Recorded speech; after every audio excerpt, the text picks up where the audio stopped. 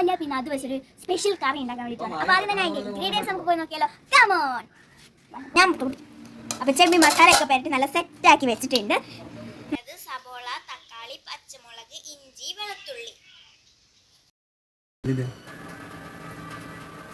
വെളിച്ചെണ്ണ ഒഴിച്ച് കൊടുത്തിട്ടുണ്ട്.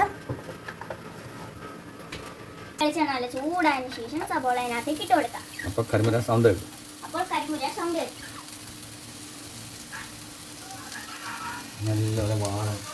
ഇനി നല്ല പോലെ ഒന്ന് വാടണം.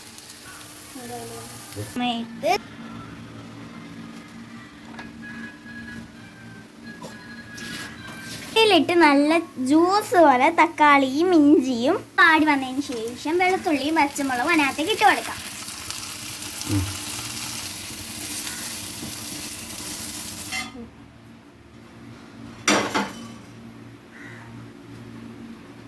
വാടി ഒരു പാത്രത്തിലേക്ക് മാറ്റി വെച്ചതിന് ശേഷം ചെമ്മീൻ വറുക്കാനിടാം.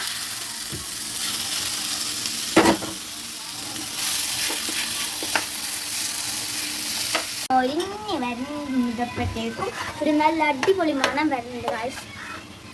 ഇതേപോലെ ചിക്കി കൊടുക്കാം. ഫ്ലെയിം കൂട്ടി വെക്കുക. നമ്മുടെ തക്കാളി പേസ്റ്റ് അതിനകത്തേക്ക് ഇട്ട് കൊടുക്കാം. കുറച്ച് ഇട്ട് കൊടുക്കാം.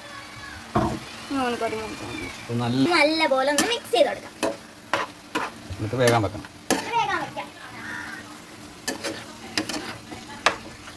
നമ്മൾ മാറ്റി വെച്ച വെളുത്തുള്ളിയും സബോളയും ഇട്ട് കൊടുക്കാം.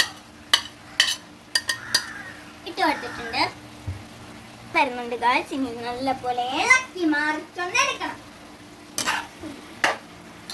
നല്ല പോലെ ഇളക്കി മറിച്ചെടുക്കുന്നുണ്ട്.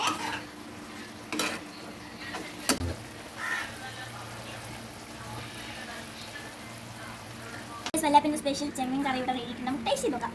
ഇതാണ് കേട്ടോ ഇഷ്ടം. Set guys. വീഡിയോ ഇഷ്ടപ്പെട്ടാൽ ലൈക്ക് ചെയ്യാനും സബ്സ്ക്രൈബ് ചെയ്യാൻ സപ്പോർട്ട് ചെയ്യുന്നവർക്കുള്ള ബൈ ബൈ.